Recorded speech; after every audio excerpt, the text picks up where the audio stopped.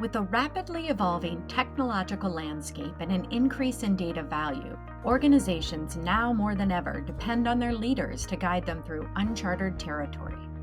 Janine Anthony Bowen, co-leader of both the Privacy Governance and Technology Transactions team and the Digital Transformation and Data Economy team at Baker Hostetler, gets an inside look at how Chief Information Officers, or CIOs, across industries are tackling trends and planning for the future. Janine sits down one-on-one with current CIOs in the new series, Technology from the Top, AI, Data, and the Future of Business with Today's CIOs. I'm Amy Kottman, and you're listening to Baker Hosts. On today's episode, Janine speaks with DeWayne Griffin. DeWayne is a seasoned leader with a strong track record of innovation and excellence in data and analytics, insurance and financial services, and commitment to having a social impact in the community. He currently serves as the Chief Digital and Information Officer of Insight Global, a leading staffing and professional services company where he drives the company's digital transformation and growth strategy. He is a passionate entrepreneur, an advisor of several organizations, and a devoted husband and father of 3. Let's take a listen. DeWayne, in addition to your current role, you are an active member of the Georgia CIO Council and the Information Technology Senior Management Forum. You have been honored with the title of Distinguished Fellow in that organization due to your contributions to the field of information technology. Also, in a previous role, you were Vice President and Chief Data Officer, where you are responsible for data and analytics, including strategy management and modernization. So you have a truly informed perspective with these issues, and I'm excited to talk with you today. Shall we get started? Let's get started, Janine. I appreciate that. And I'm really, really excited to dive into our discussion today. Perfect. So let's get started with our first question. Is all the noise in the marketplace and pop culture around artificial intelligence, generative AI in particular, justified? Absolutely.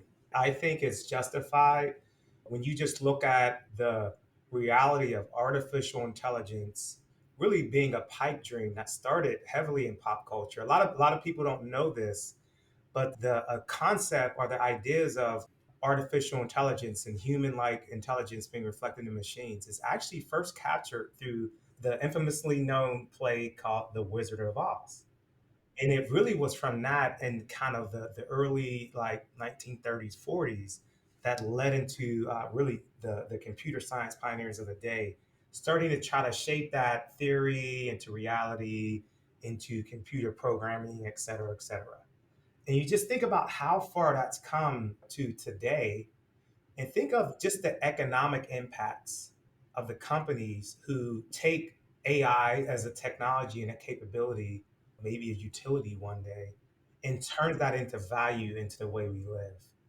Think about your just own personal and cultural implications. Can you imagine your life without your phone, your laptop, or your vehicle? All of these things are connected and made better and effective for us in the use we have for them through AI. So I think it's real. I think it's the next rev of shaping markets and shaping lifestyles for us. So you've touched on this a little bit, but give me a sense of how you think business will be affected in this new era. You've started talking about it, but give us a little more there. I think you can sit on either side as a business. You can sit in a business who, through your capabilities and products, use AI to help make those products or services better. Or you can sit on the side of where you're selling the actual product whose foundation of operation and capability is built into using AI. So when I think about that, the businesses, whether whatever side of the coin you may sit on, that are effective at using this, they're going to be the winners. They're going to be the ones that wins whatever the next economic waves that flush out in the coming years to be, depending on what time horizon when you look at that. I think that's the difference and that's the meaning and importance that it has for our businesses today. And so, is it your perspective that businesses will be both consumers of AI as well as service providers offering products and services that incorporate AI? Absolutely. It's going to touch you in either interaction. So we talked about pop culture. And so what we have a lot of in pop culture is these contrary views about whether we should be afraid or not. So there's one camp that says, oh, this is going to fundamentally shut down all of the economic productivity of all the individuals and no one's going to have work. And there's the other camp that says we're going to be so much more productive because we have these tools. So should we be afraid of what's going on right now with AI? I think both personas are necessary. I think you need the evangelists who are willing to dream big and dream limitless into what AI can do for us for betterment.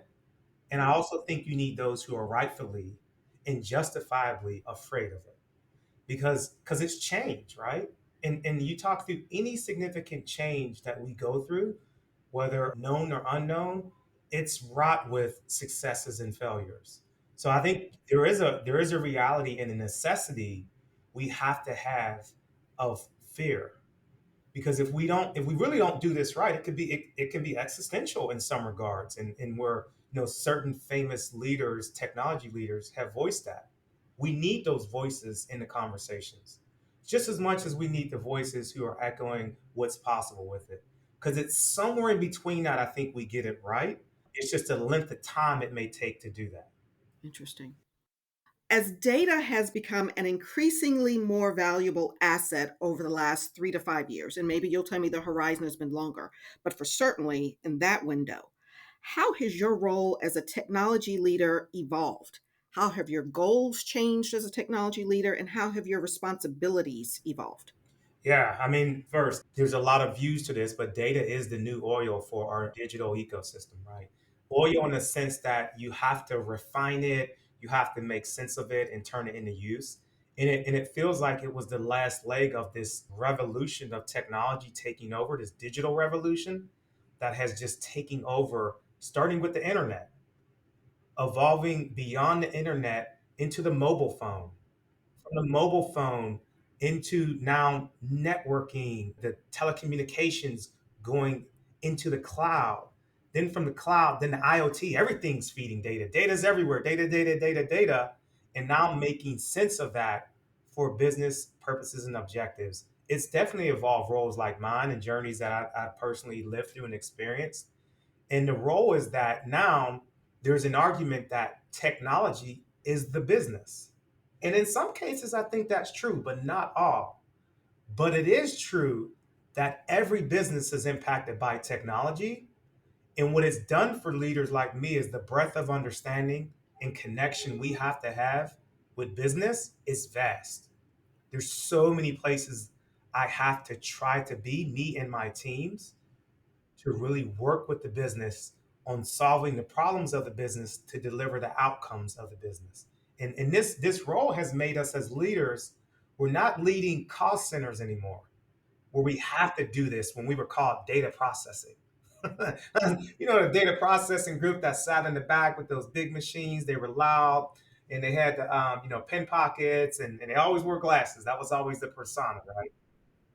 That was the view of it. No, now we're at the seat of the table with the most senior executive levels and talking about the objectives of the business and where technology is embedded in that. And in some case, technology is the business.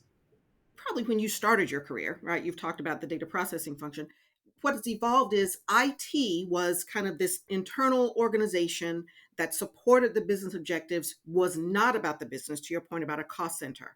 We would think of IT as the people we called help desk, the people who set up our computers, but we didn't think about the external facing role that information technology had. And so now, increasingly more, I see folks in roles like yours being really external facing as opposed to internal facing. Maybe that deals with, your notion of having a seat at the table with other C-level execs who are talking about driving the business. Is that the right way to think about it? I think it is in some regards because you get a lot of title jargon that gets into this that I think adds a little bit confusion. Like my role by title is Chief Digital and Information Officer. And it expands on the traditional role that is for the technology leader is the CIO role. But you're seeing that CIO role go through shifts to be now the chief digital officer, the chief transformation officer, the chief technology officer. because of the shift in the role and the necessity of that technology leader to the objectives of the business. So I think that is kind of really a reflection of it. And it is a reflection to where the state and the focus of the business has kind of evolved and mandated a different type of leader sitting into that. The digital part of my role and function and focus is really building the assets within the business that are creating value. These assets are built off capabilities like artificial intelligence. These assets are driving automation. These assets are helping marketing. These are doing these different functions, which is an added on to just the traditional legacy pieces of infrastructure, networking that dealt with the old DP days. That's the shift I think we've gone through. Back in the dawn of cloud computing, around 2008, 2009, 2010 or so, companies went through a lot of go, no go analyses with respect to moving data or systems into the cloud. What are the analyses and decision rubrics that you are using right now to determine how to maximize the value of data in the enterprise? Great question. If you're not solving the data question, you're not creating value. I think one of our superpowers we've added in technology through the year is being able to abstract and manage software or the application layer from the data layer so that the inherent dependency we used to have is kind of separated. So as a former chief data officer, learning the hygiene of data and that oil right concept we talked through is very important. And I think there's a couple vectors that you can say drives the analysis and decisions around it. First is access, second is usage, and third is cost. So organizations have to make decisions around how they need to access data in whatever manner and how that access can be either accelerated or let's say managed to effectiveness of that organization's objective. And that's the usage part, right? Maybe I just have to retain a lot of data. Well, I can retain data cheaper in a more cloud service provider's offering than I can in my own data center. I can get better tiers of that. And that's where the cost factor then starts to come in. What's the cost of that? So the movement of data really was driven from access questions, usage questions, or cost. Usage. You don't do AI without data. Can I use it effectively out of my data centers or can I use it more effectively in the cloud? That becomes a factor into it. You had organizations, a really industry leading streaming organization had data centers everywhere, got rid of all their data centers, went fully cloud, ran their entire operation fully cloud, learned through that model. And what do you know? They're now building back data centers because they've learned based on cost and usage and other factors that not everything needs to run it. It's a little bit more expensive to run end to end. So they found that great rubric to make that better decision, but they learned that through cloud. One of the things I always anchor on organizations way between cloud and their data centers, it's a different operating model, especially when you apply the financial lens and the fiscal responsibilities of IT to it. When you think of your data center, it has a CapEx type model. You're capitalizing that. Well, when you think about running in a cloud, it's more of an OpEx. It's different to manage OpEx than it is to manage CapEx, and you have to be ready for that shift. And it comes to the data conversation. That's where that access, usage, and cost all comes together for importance. So, are you suggesting then that the data conversation and the cloud conversation go together with respect to these 3 points you just raised: access, usage, and cost? Absolutely. And you can't forget that you also cannot forget the application and the software solution tied to that. Many organizations are all in the cloud because they're using these SaaS solutions, software as a service solutions, that they don't even offer running them in the data centers no more. You have to use the cloud to run them. So then it becomes an important data conversation. And what data then do I have access to through that solution? The only piece we didn't really touch on there is the networking piece, and that's also another factor you can get into. Artificial intelligence has sucked all the oxygen out of the room conversationally, but there are other things going on. So, what else are you thinking about technologically in order to generate revenue and move the business forward? AI definitely sucks a lot of the oxygen. It's the big focus. And again, it has the investment focus and the value focus. But you better be very close. And I would even say on par is you have to be talking about cybersecurity and risk.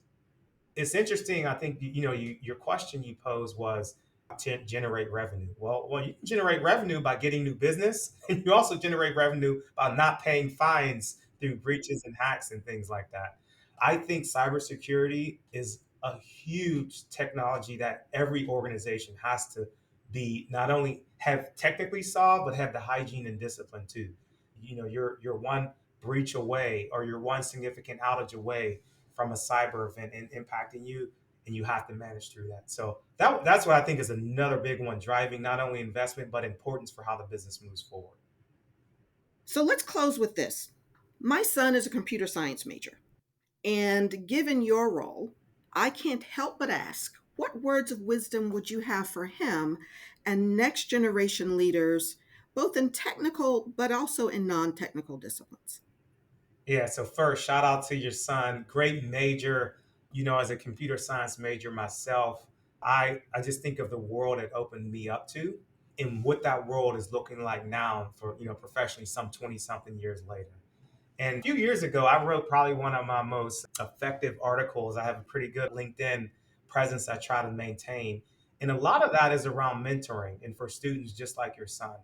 When I celebrated my 20-year work anniversary, I wrote an article talking about being a corporate athlete and the importance of when you start your professional career as a computer science major, whether you start with a startup, you start your own company, or you start with some major large organization, you have to have an athlete mindset around what that career is going to entail. And I really highlight in there three very important tips I would tell with him that I think applies to him and any other professional or any other major. One, relationships always matter. Never underscore the importance of relationships you have around you, personally and professionally. Two, readers are leaders. I don't care if you listen to a book, you read books, however you may want to consume them. Readers are leaders. If you ever want to be a leader, you always need to be a reader. That's why we read in school.